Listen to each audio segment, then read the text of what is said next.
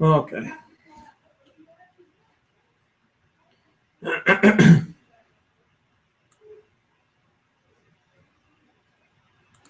GoNintendo Podcast, Webisode 569, the Garbador Podcast. Hello, everybody. Let me tell you a little bit about Garbador. Garbador is a poison-type Pokemon. It evolves from Trubbish. Garbodor has the appearance of a pile of trash spilling out of a large, torn garbage bag. It has a round, lumpy body and is mostly tan with blue and pink lumps. Its head has the appearance of the tied end of a garbage bag and has been ripped open and trails down like a cape. It has two appendages that look like clumps of garbage coming from its head. Its large round eyes have small pupils, and when it opens its mouth, its large triangular teeth can be seen. Garbodor has two long arms made of garbage that are held together with piping, and fingers also made up of piping material. It has one finger on its left hand and three on the other. It also has flat, dumpy feet. Garbodor is able to spray poisonous gas and filth from its fingertips, but only from its right hand. It also finishes off opponents by subduing them with its left arm and spewing an awful-smelling toxic gas from its mouth. Garbodor prefers to live in unsanitary places such as garbage dumps. Garbodor inhales garbage, which then becomes part of its body. So, all around, a lovely Pokemon. As I said, it's number 569. It's a poison-type Pokemon. And that's what you got. So thanks for joining me on this very short notice podcast. And yes, it's just me. I apologize for it being such short notice. So if you've been following GoNintendo for a while now, you know that every year, sometime in the summer, Mom Brain and I head out to North Carolina for a family vacation.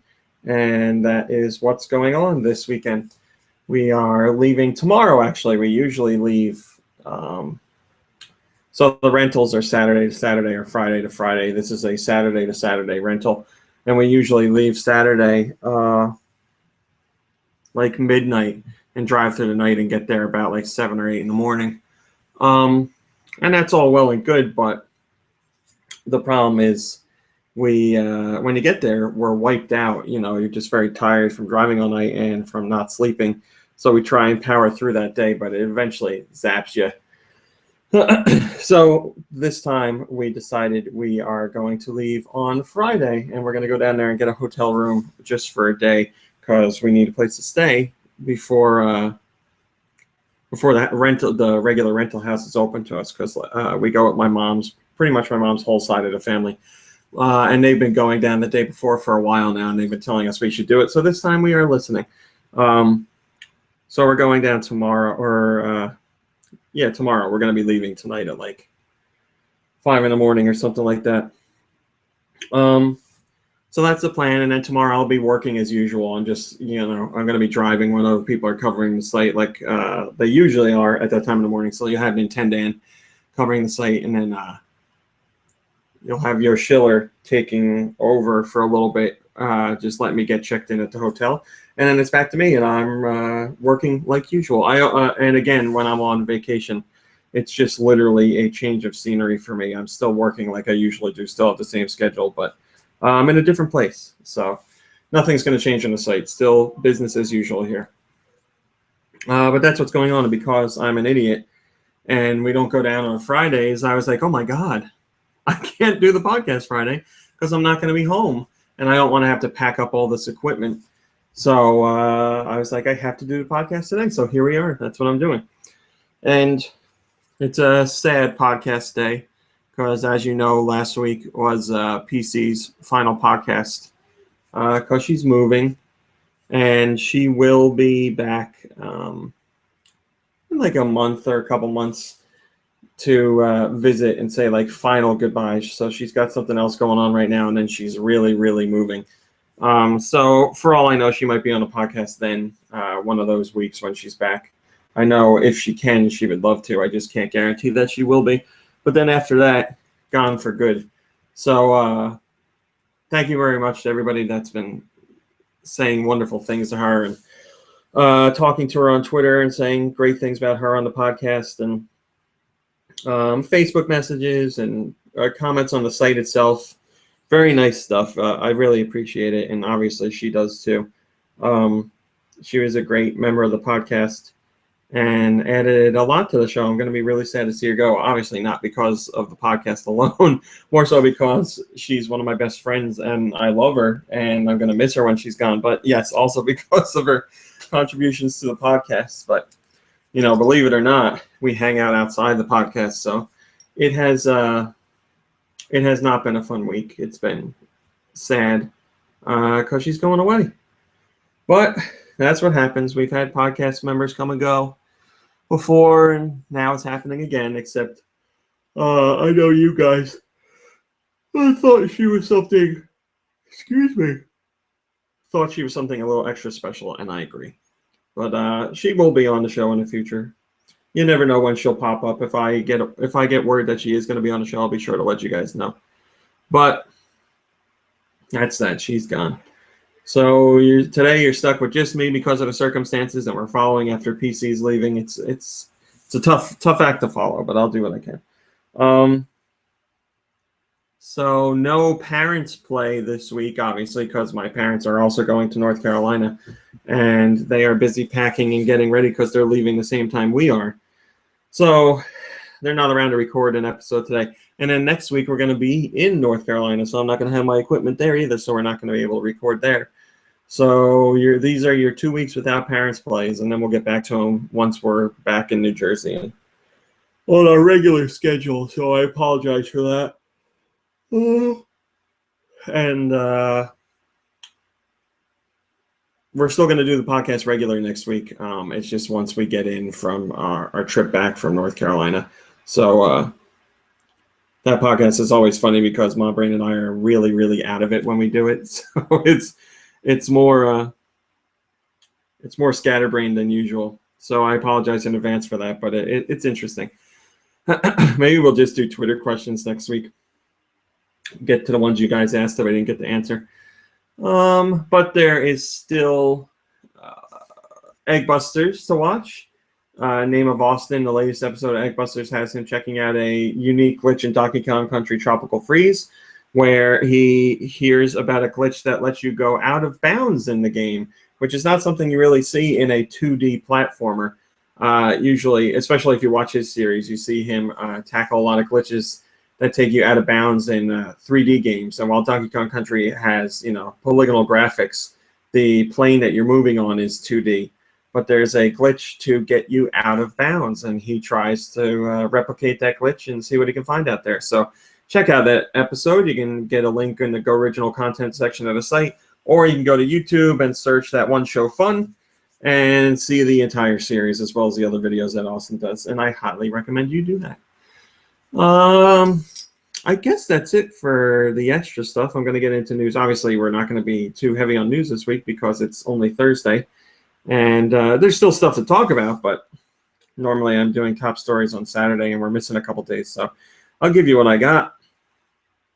And also, obviously, no music this week because it's just me, and no Twitter question. So Ubisoft CEO has talked a little bit about the NX and supporting it, and we hear good things. It's always good at the start, of course, and hopefully they stay that way, unlike they did with the Wii U, but I guess we're going to find out. Just cross our fingers. And hello to Hey Duda and Fireflame and T27 Duck and Cedar and Mycrotic and Twisted N and whoever else I didn't see in there. Thank you for joining on such short notice. But anyway, Ubisoft CEO Vez Guimot says, I wonder if it's Guimo.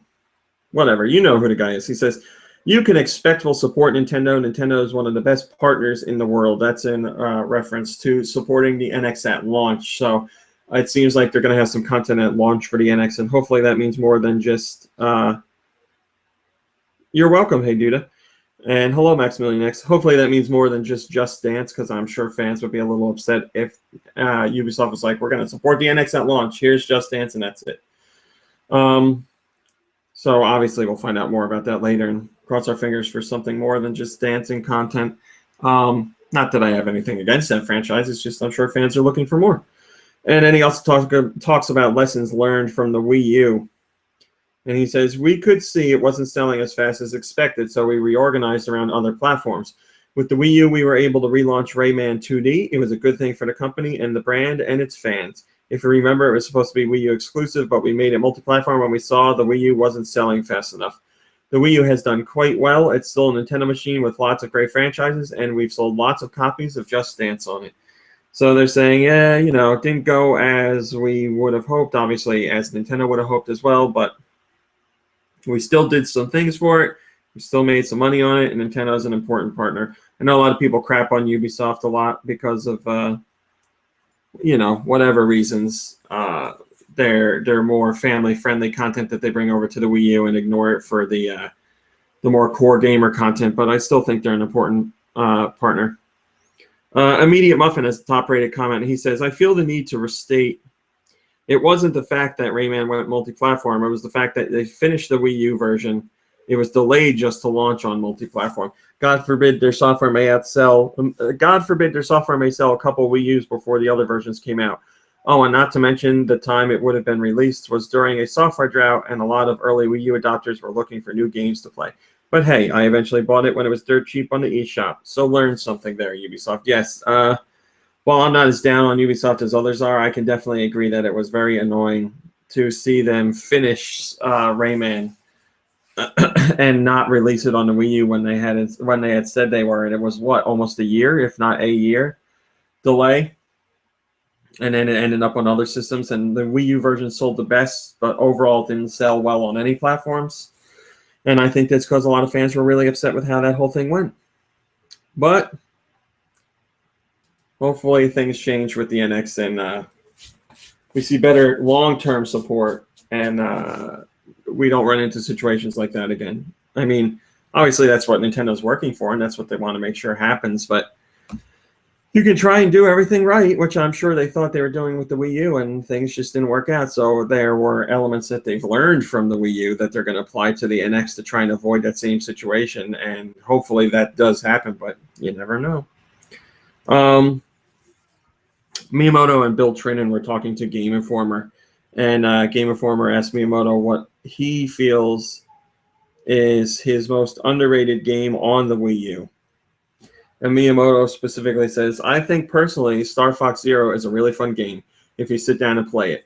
I think, for example, an elementary school kid who plays it without any preconceived notions, I think it would be really fun for them. I think it's also really, really fun for siblings to play together. Then Bill Trinan says, personally, I think Pikmin 3 is the most amazing game on Wii U. It's probably one of my favorite games in the last 6 or 7 years. I think that hardly anyone realizes that the multiplayer bingo battle mode was literally the best new multiplayer mode that has been created since Smash Bros. It's so much fun. Miyamoto goes on to say, Pikmin is the kind of game that you have to play maybe 3 times to get the full effect. But, you know, people don't have a lot of time, so they just clear the stage and move on. Games are becoming more of a consumable product, and it's getting harder and harder for people to let a game sink in and enjoy leisurely. That last statement really resonates with me. I completely agree with that. I feel like people just are like, play it, beat the level, move on, done. Next game, play it, beat the levels, move on, done. And whether that's a product of how they approach games in general or a product of the amount of free time that they have, I don't know. But yeah, I feel like games just more in recent years than ever are just like, hype for the launch, hype for the launch, hype for the launch. We talk about it for months and months, if not years, and then it comes out and we blow through it as quickly as possible, and then it's like, okay, talk about the next game. Like, we shouldn't be hyping games for so long and then playing them for so short and forgetting about them. You get caught. Everybody gets caught up in the cycle of hype. Like, what's the next big game? What's the next big thing going on? What's the next big title coming out? But I think we owe it to the developers, and this goes for any game that gets hyped up. We owe it to them to really savor the experience and take our time with it rather than blow through it as quickly as possible to get to the next new thing. And like I said, that's, you know, if that's because you don't have a lot of free time, then I completely understand. But when we're talking about like the younger generation who, you know, when I was a kid, I did the same thing. Obviously, I played games as quickly as I could to get to the new ones. and it was like kind of like a badge of honor going through games as quickly as you can and beating them and taking on the next one and doing the same thing. But as time went on, you start to realize, like, man, I'm not really like enjoying these games to the fullest. Like, sure, I'm having my fun with it, but my goal is to beat the game. My goal shouldn't be to beat the game. My goal should be to experience the game and really see what's in there and see what makes it tick and like learn the ins and outs of it. And some games lend themselves better to that than others. But yeah, I think we could all benefit from taking a little bit more time with games and really like getting into them. Josh B83 has the top rated comment, and he says Pikmin 3 is a masterpiece, no doubt about it. Star Fox requires people to learn a new way to play and has a lot of fun once you do learn it. People just want to jump in, beat the game, and move on to the next. Star Fox Zero is not a game for this generation. It's a game with modern tech, but old sensibilities. Yeah, I agree with that. You know, unfortunately, that's the legacy that, hello, stars. That's the legacy that Star Fox Zero is going to hold. There's going to be plenty of people that didn't play and say, oh, that game got reviewed poorly and was crap, or, oh, those controls are broken. That is the game. Hello, Nico Darunia. That is not the legacy that game deserves to hold. And unfortunately, I think it's going to have a major impact on Star Fox from here on out. I think it's going to be some time until we see another new Star Fox, which is sad. But I don't know. I mean, the Star Fox series has put up with a lot of crap, and the Star Fox series has had a lot of struggles throughout the years. So maybe they just have to approach the whole franchise in a completely different way. Hello, JC Me. Europe this week's digital downloads. What did Europe get? Europe's downloads. What did Europe get?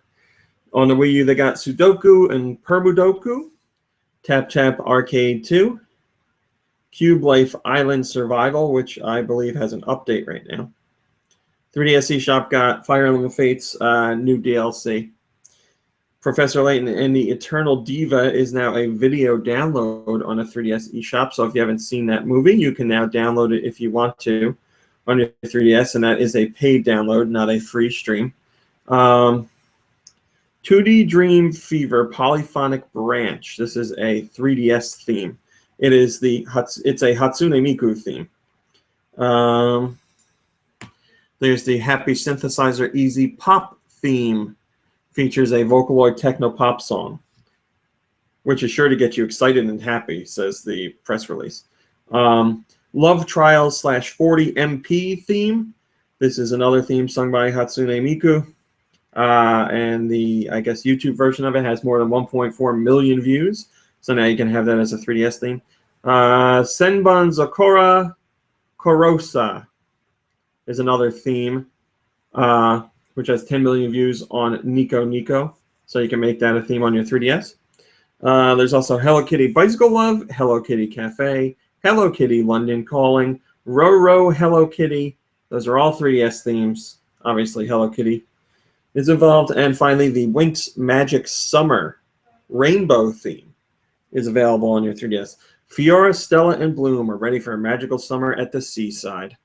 So, hello, Rocket and Roth Sothi. If you want to check out some Winx action and have that as your 3DS theme, you can do that.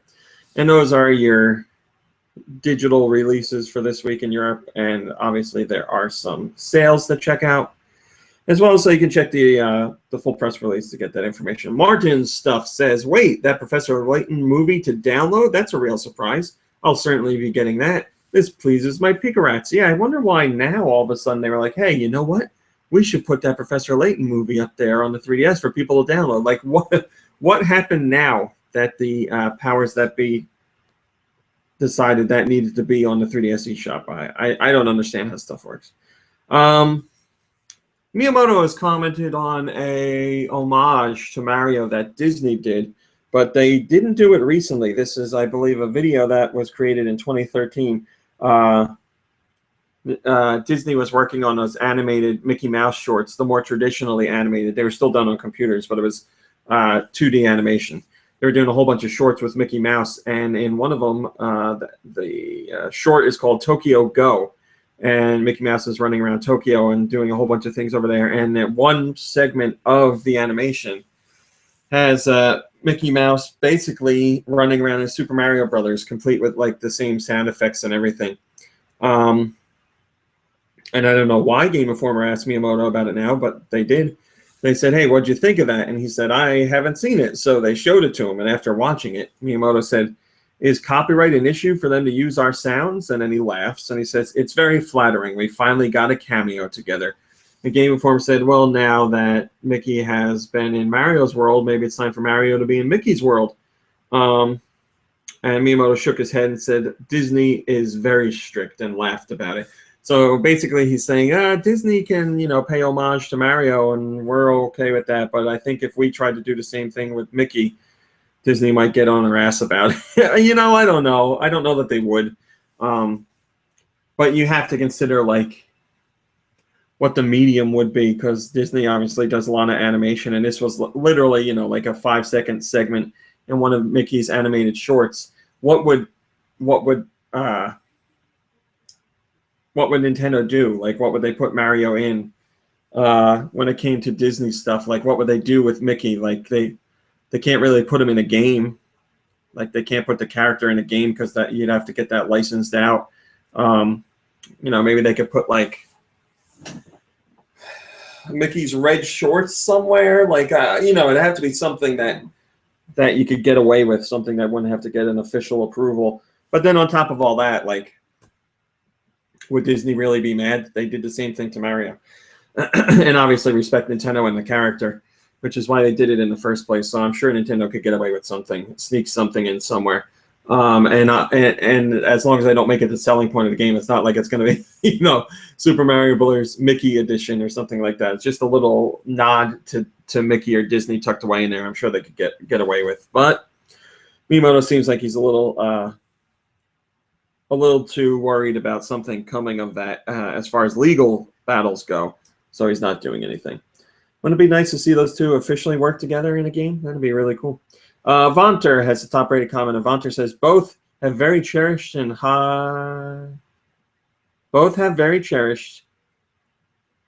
highly regarded characters in their respective mediums. As much as we say how out of times Nintendo is, they have endured a long run with the same characters. Brings to mind this joke. He shows the picture of Mega Man, Pac-Man, and Sonic in Smash Brothers, and then the fan version of it, which is a tombstone for Mega Man, the version of Pac-Man from a new cartoon, and then the version of Sonic from Sonic Boom with really long legs, and the whatever it is, the wrappings around his legs.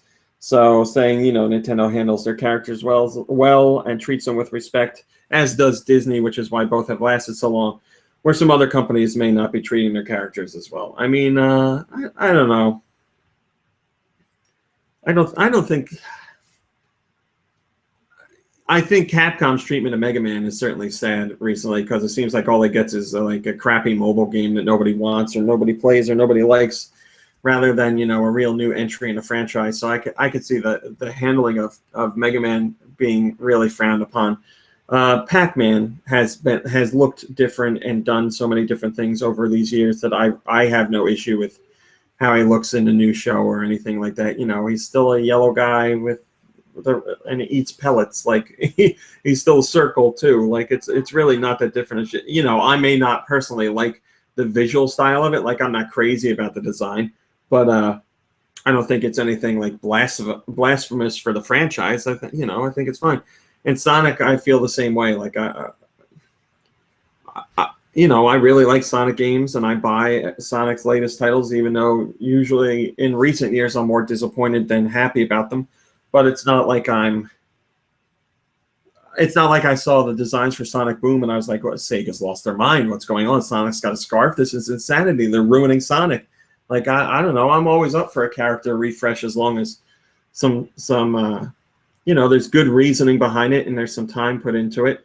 And with Sonic Boom, there's a cartoon franchise, and Sonic still looks like Sonic. It's not like you look at that character and you're like, I can't even recognize this guy. It looks like Sonic. Like, yes, some things are different, and perhaps some of them are a little weird, sure, but it's not like a bastardization of the character. It's not He still runs fast. He still jumps like he always jumps. He's blue. He looks like he does. Like, you know, it's still Sonic, but that's just my 2 cents. So The Legend of Zelda Breath of the Wild was up for 3 awards from E3. This is the official Game Critic Awards, where they're doing their nominations for various categories, including Best of Show for all the games that were shown at E3. So Legend of Zelda Breath of the Wild was up for 3 awards, and Legend of Zelda Breath of the Wild won 3 awards. So it started, it won every category it was nominated in, which is excellent. So Breath of the Wild won Best Action Adventure Game. It also won Best Console Game. That's not Best Wii U Game. That's Best Console Game in general. And it also won Best of Show. So it was voted the best game at E3 2016. And I don't think that's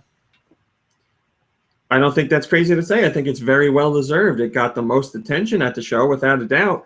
It raised the most eyebrows. It had the most people talking about it. We've seen the various social media reports showing that Breath of the Wild was the most talked about game at E3, and it was also the game that a lot of press in general are picking as their game of the show. So the average consumer was talking about it. The press was talking about it. I'm waiting to see if the cat kills himself. Oh, he didn't. So yeah, very well warranted. Excuse me for a second. But I'm glad to see that the unveiling, which took a while to get to, was well worth it. We got from what seems right now, we got a Zelda game that's really challenging some of the norms of the franchise, and was enough to get people really excited about Zelda, perhaps some people that haven't been excited about Zelda in a while. So that's excellent news. And being able to take home these awards is awesome. Won everything it was nominated in. What more could you ask for? G-Man, sir, has the first comment, and he says, 1 shot, 1 kill. So now we begin the excitement to see, or now we begin to wait to see the next exciting thing about the game. It's going to be at other events, but I don't think we're going to see anything new. We'll see more footage of what we've already seen. But when's going to be the next time we see like brand new stuff or learn something else new about it? I don't know, but I'm excited to find out. What do we got here? Dennis Dyack, who worked on Eternal Darkness and Metal Gear Solid: The Twin Snakes. As far as, you know, what Nintendo fans are most familiar with, those are 2 of his titles. He has been trying to get Shadow of the Eternals, which is the spiritual successor to Eternal Darkness. He's been trying to get that off the ground for a while now, and it's supposed to go to Wii U, and obviously that's not happening, and then the game ran into troubles in general, blah, blah, blah, blah, blah, blah, blah. But it still exists, and Mr. Dyack had an interview with Metal Dave, and we had some excerpts from that interview. So on the topic of Shadow of the Eternals, he says, there's likely to be some announcements in the not-too-distant future. When we actually do it, I can't say at this point, but I do think there's going to be a couple shockers coming. I'm really looking forward to seeing what responses are. We're really excited. And remember as well, our company, we're not just doing games, we're pairing with television and film, so it will be a myriad of things coming out on some of the things that we're doing. It's going to be very different. So he's kind of teasing, like, you know, it's not going to be just games. There's something else going on. He also talked about working with Miyamoto and Iwata. Specifically on Miyamoto, he says, I've never met someone who's so focused on trying to make things good. And he says both very focused feedback on particular gameplay items, and then at the same time, he'll give you 10,000 overview of what he thinks of the feel and the spirit of the game. He'll be like, I'm not sure if we're going too much in this direction, and I think the spirit of the game needs to go in the spirit of this direction. So you get both specific feedback of various mechanics, and at the same time, he would give very general feedback on the spirit of where everything stood. It was pretty awesome working with Mr. Miyamoto, and he did contribute to Eternal Darkness for sure. On Iwata, he says, the first person ever to visit Silicon Knights from Nintendo was Mr. Iwata. Mr. Iwata was the person who recommended that Nintendo buy an equity stake in Silicon Knights, so he was the person who drove all of that. And so I got to know him quite well, and he was on the board of directors for a while. I spoke to him on a regular basis whenever I was in Japan. So I would say the level of interaction with Mr. Iwata was equal to that of Mr. Miyamoto, and in some cases more, actually, because we had the board of directors duties and things like that. I remember he became president of Nintendo, I think, when we were working on Twin Snakes. I remember being on stage with Mr. Kojima, Mr. Miyamoto, Bill Trinan, and we're all talking, and then they announced it, and I congratulated Mr. Iwata, and I was like, wow. And he was like, I know. Yeah, that must have been a pretty cool moment. Then he talks a little about Iwata's passing, and he says, he was amazing. He was amazing. He was amazing. I was so shattered when he passed away, and he is one of the best guys I've ever met in the industry. We're quickly approaching the 1-year anniversary of Iwata passing away, sadly. It's just a few days off, I believe. And Mr. Dyack also talked about NX, and he says, am I really, really excited about the NX? I think so. I think probably more than ever on any other previous console generation. I remember Mr. Iwata saying some things, just seeing how excited he was on talking about the future. I know these guys, and I feel really good about what's coming.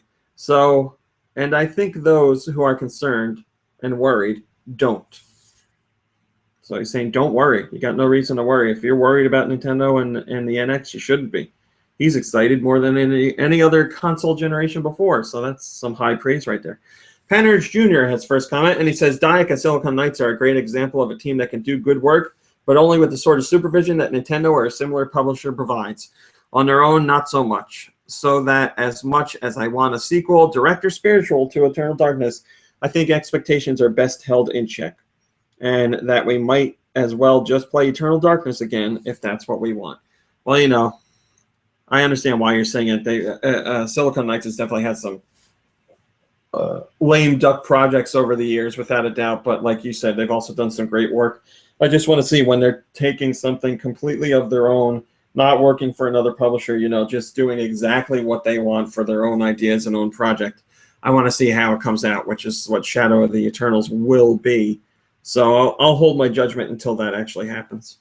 If it happens, you know, so far it's been one of those things where it's like, it's coming, it's not coming. The game's coming, it's not coming again.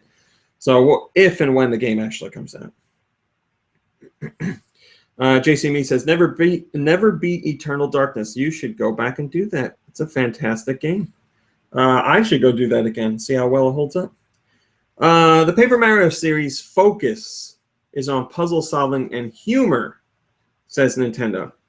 And I also wanted to let you know that Color Splash does have a story, because some people complain that Sticker Star didn't really have a story.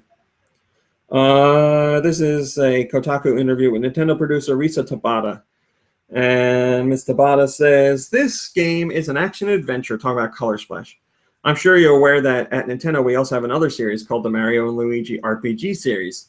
And so since we already have that established Mario and Luigi RPG series, in order to differentiate these two series that we have running concurrently, we've tried to focus more on the non-RPG elements for the Paper Mario games. In terms of what we focus on for the Paper Mario series, we focus on puzzle solving and humor. This time we have, I don't know if I want to say a proper story, but we have a story. It starts from kind of mysterious opening.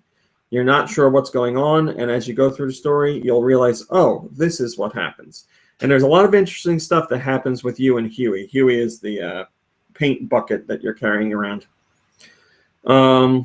If you're wondering where the paint mechanic came from, Tabata said that it was inspired by one of the development team's kids getting into painting recently. The game will let you carry 99 stickers, which is upgraded from Sticker Star. And there will be hints, many, many hints to help the player, but they're all optional. So if you want to get these hints, you can talk to Huey and he'll dish them out.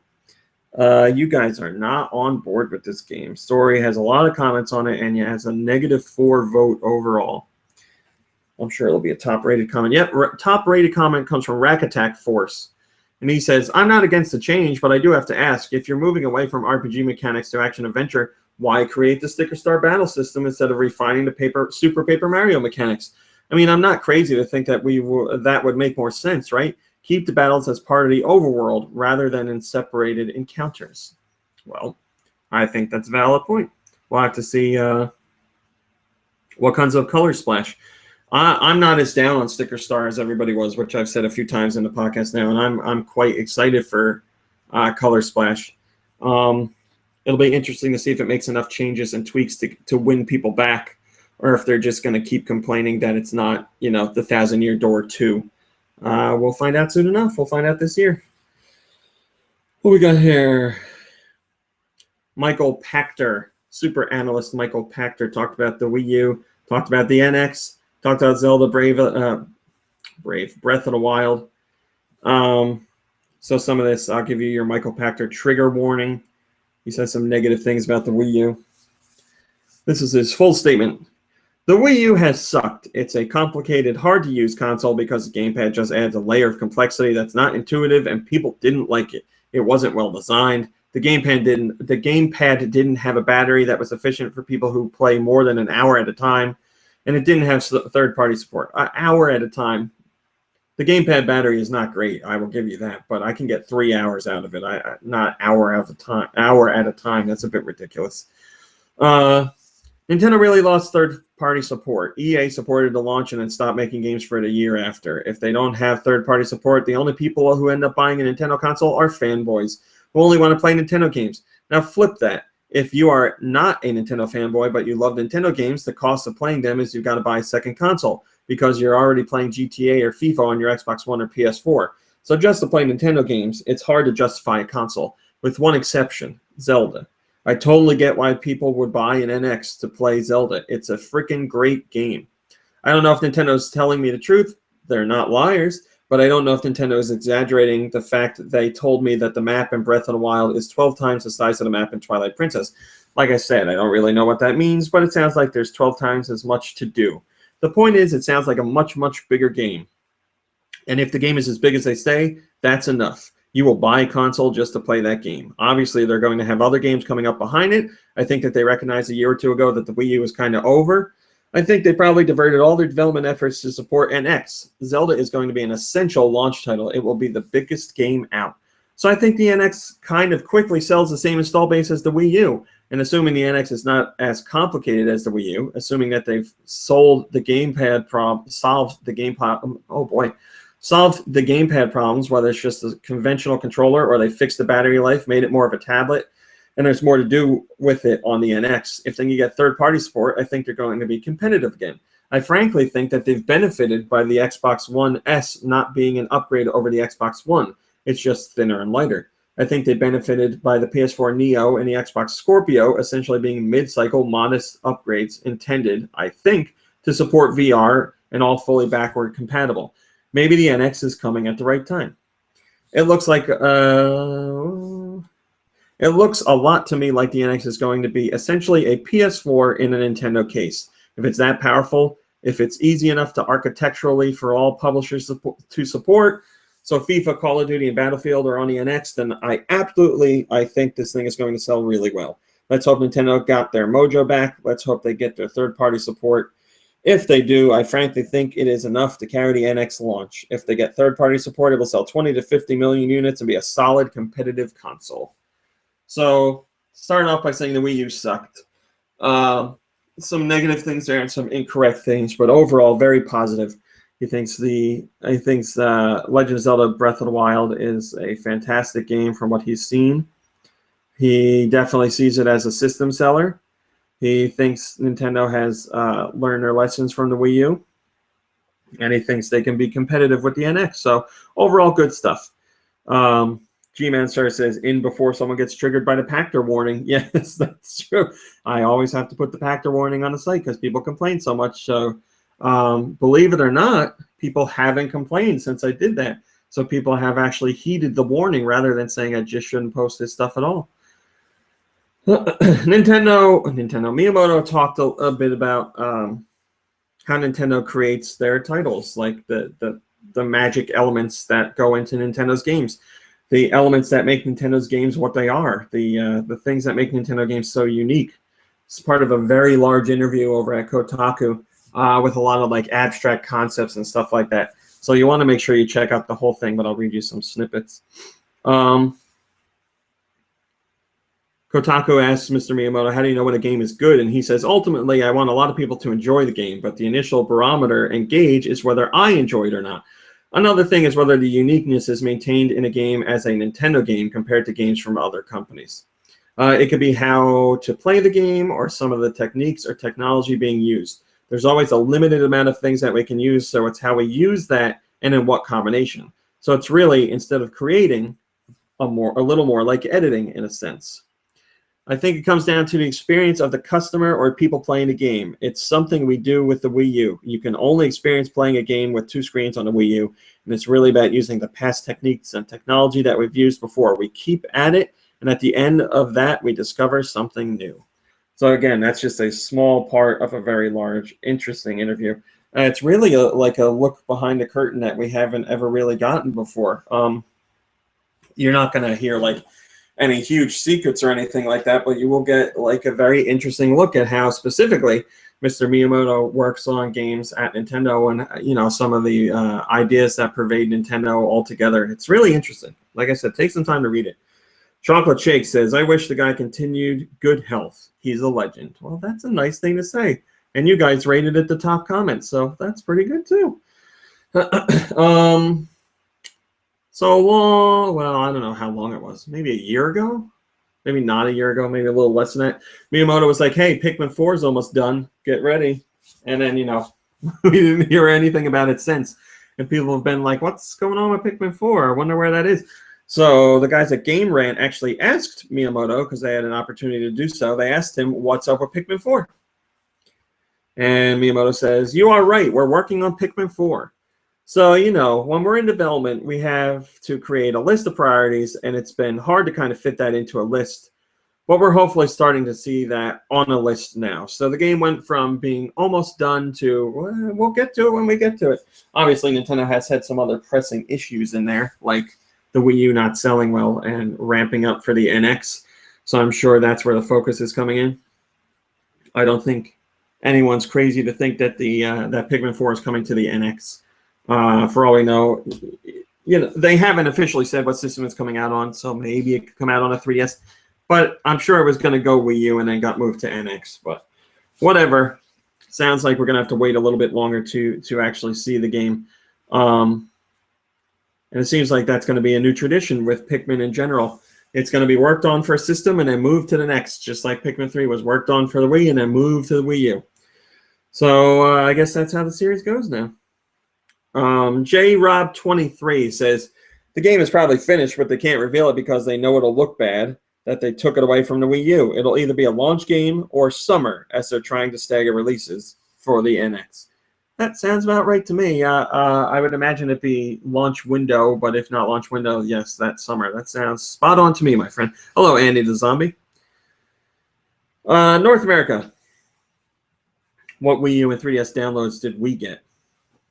On Wii U, we got Baseball Simulator 1000, the NES game, is now available on the Wii U Virtual Console, as is Flying Dragon, The Secret Scroll, another NES game on the Virtual Console.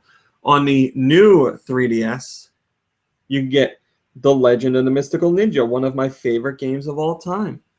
That is available for new 3DS users or new 3DS XL users on the Virtual Console.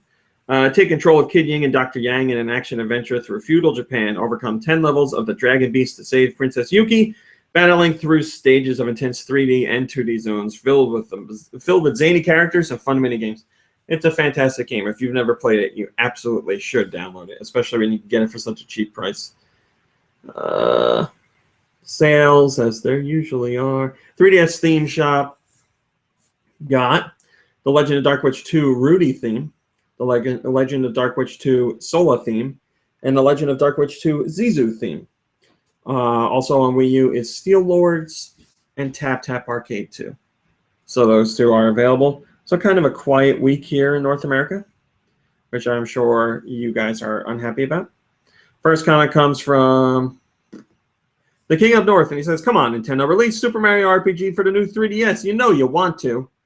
Well, it took us so long to get it on the Wii U here. Maybe you're going to have to wait another year for it to happen. And our final top story is Pokemon Go. So Pokemon Go has been rolling out across the world. It's now available in Australia and New Zealand and the US and I want to say Japan. And I'm sure I'm forgetting some places, but it's been rolling out, and people obviously like Pokemon, and they've been hyped up about this game for a while now. So it's no surprise to see Pokemon Go jump right to the top of the mobile download charts. It got right up to the #1 position. That's on Android and iOS. It took less than 5 hours for that to happen, so people are on this. And as you know, I'm sure many of you have downloaded it as well. There's so much activity going on with the game that there's a lot of login issues. I've tried to get in a few times, and it's told me that they're experiencing technical issues due to all the people trying to get in there and play. And it says check back later. I haven't been able to get in today, actually. I've tried a few times and haven't been able to. As of at last check today, it was the #2 top grossing iPhone app. So people are spending big money on this game. People weren't really spending money on Miitomo, but they are spending money on Pokemon Go. Already #2 in the overall. Hello. Hi. You're ruining my flow. Just here to do the laundry. Can you leave me alone, please? God. I shouldn't. I shouldn't have let you out of your cage. Back in your cage. So yeah, it's at #2 overall for revenue, which is awesome for Nintendo and Niantic and the Pokemon Company, because that's what they want to see. I'm sure. God, that's terrible. I can't remember the. What's the name of the DNA? I'm sure DNA is like, oh, I wish ours was making that much money. And while it's #1 in the U.S., it's also #1 in Australia and New Zealand. I don't have information on Japan right now, but doing quite well. Now let's see how long it stays there, and let's also see how much money it ends up making. So things are off to a really great start. XC Warrior says, Nintendo has finally gone whale hunting. Hunt, Nintendo. Hunt those whales into extinction and take every last dime from them. What a great comment. So that's your top stories for this week, which leads me perfectly into what I've been playing. So last night I downloaded Pokemon Go, and I haven't really gotten to do anything. I need to get out there. Our area, it doesn't have a lot of Pokemon in it, and I can see where there are Pokemon to get, but they're like across the highway. Like I'd have to walk across the highway, which you can't really do here. Or I'd have to get out there and drive and go park like on the shoulder or something. But every time I do get into the app to see, I'm like, God, they're over there. I can see them. I see where they're hiding, and I just can't get to them. But as I said, we're going to North Carolina, and I'm sure that's going to be a great place, the Outer Banks specifically, for hunting down Pokemon and all kinds of water stuff. So I'm sure there'll be lots of water Pokemon there. So I'm really excited to do that, and that's how for me. It's not really going to be, Pokemon Go is not really going to be about like getting Pokemon and making them stronger and battling and taking down gyms and all that stuff. For me, it's really just going to be about like collecting Pokemon. I want to see how many of them I can get. I want to see where it's going to take me to get those Pokemon. Like that's what I'm excited about. Wherever I go, whenever I'm like out somewhere, I'm going to be like, well, let's see if there's anything around here, and let's see if I can find something, hunt it down. That's what I find the exciting part. I just want to have like a collection of Pokemon. But like I said, I need more time with it. You haven't caught any Pokemon besides your starter, right? I haven't been able to. Yeah, I can't get on. That's what I was saying. Yeah, I'm going to the store. Okay, have fun. You guys need anything? No. See you later. Are you really? No, I don't think No. I have time. Good. All right, see. You can move on. Would you get me, where are you going? Probably Walmart. You want to get me like a juice or something? A tea? An iced tea? Please? Thank you. Okay, I got to go back to this. Goodbye, guys. Goodbye. So yeah, I'm excited to see what I'm excited to see what ones I can get and where I'm going to end up catching them and compare it to other people. I've been seeing a lot of people, specifically on Reddit and on Twitter, talking about what they've caught and where they've caught it. I saw that lots of people are getting churches are coming up as like gyms and stuff like that. And I've seen people have caught Goldines on their toilet and all kinds of silly stuff like that. So people are definitely playing it and taking getting a lot of fun out of it. It seems like, it's just cool to be out there walking around and have things pop up like that. Like I'm sure there's going to be people who are like, this shouldn't be like this, that shouldn't be like that. Why is this done this way? All stuff like that. But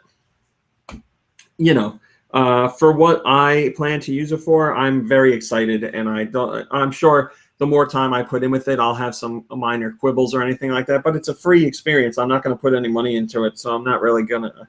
I got no reason to complain. I download it for free and I get some fun out of it. So that's that. So yeah, I need more time with it, and I need these connection issues to be ironed out before I can actually form a better opinion. But from what I've seen and what I understand, I'm excited to try it out. I really get into it and see what kind of collection I can build up. And hopefully by next week for the podcast, I'll be able to tell you guys some more Pokemon in my roster, because all I have is the starter right now. And if you're wondering, I went with Bulbasaur because Bulbasaur is the best. So I played that.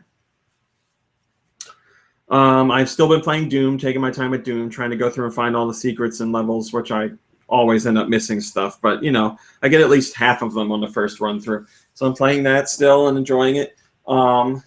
And the only other thing I played this week was Fury, which I've been very excited for. I've been waiting for that game to come out since I saw the first trailer.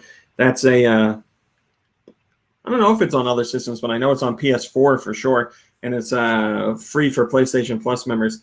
Basically, it's a game full of boss fights, and the boss fights are multi-tiered and fast-paced and demand your full attention and concentration.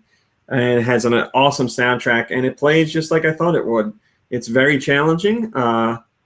You really got to get into it and learn the patterns and be on your toes the whole time. And when you do finally beat a boss, you feel like $1,000,000. It is so much fun. It definitely has some things that could have been ironed out, like the visuals overall I like, but there's some glitches and some things that take me out of the experience. It's a little janky in elements, but as far as the nitty-gritty of the gameplay, it's completely fine for me, and I'm really enjoying it. The boss battles are very intense. Like afterwards, every time you fight a boss and you go to the next boss, those portions of the game are you don't even have to control it. You can just hit X and your character will just walk where they're supposed to walk. And those are story bits with, new bits of soundtrack and scenery and stuff. It's literally just you walking to the next part of the game. And a lot of people have knocked that element of it, and I actually really like it. I feel like it's a really good juxtaposition to the boss battles. You're intense and staring intently at the screen and focused and sweating and really into the action and on the edge of your seat. And if you successfully beat a boss, then you get to sit back and relax and reflect on what you did and calm your mind to prepare for the next fight, which is what I feel those portions are like. So I get it. I dig it. I understand people don't like that stuff, and they think the character walks too slowly and stuff like that. I get it. I get that it's a complaint. I completely think it's valid. Just for me, I feel like I get what the developer was trying to do, and I really like it. It really clicks for me. It's the cooldown period that I need after a boss fight. So I really like it. And then that's it, because I've been doing regular work and getting ready for this trip. I'll be playing stuff in North Carolina because I'm going to bring some systems with me, because almost everybody in that side of the family plays games. And I saw my mom yesterday, and she was like, "Are you going to bring your Wii U?" And I was like, "I was thinking about it. Why?" And she says, "Because I really want to play Minecraft, because ever since I had her play that first time for my parents' place, she's been playing, and she's been playing nonstop. And she said, I'm really addicted to it." And I was like, I know. So she's like, "Yeah, if you bring it, I could play it." And I said, "Well, if I bring mine, you're not going to have your map to play on." And she's like, "Oh, I don't care. I'll start a new one." So I was like, "Okay." So there will definitely be some Minecraft playing going on in North Carolina. I'll try and get some footage for you guys and put it on our Instagram. But yeah, I always love this week with family. I like being with family in general. But from a game perspective, I get to see what they want to play, what they haven't played, how they play, what they think of, franchises that they've never experienced that have been around for over 25 years. Cool little stuff like that. So I'm excited. And I guess that's it. That's the end of the show. We're at about an hour. No music, no Twitter question. And next week, like I said, it will be a more normal show. At least Mom Brain and I will be on it. I'm sure others will be here too. But we're going to be out of our minds, so be prepared for that. I guess that's all I got for you. So I hope you guys have had a lovely week so far. Thanks for joining me for this early podcast. I know it was out of nowhere, but I had to do it when I could do it. And next week we'll be back to normal. So thank you very much for your time. Have a lovely weekend. Have a lovely rest of your Thursday and enjoy your Friday as well. And I will talk to you guys next week. Goodbye, everybody.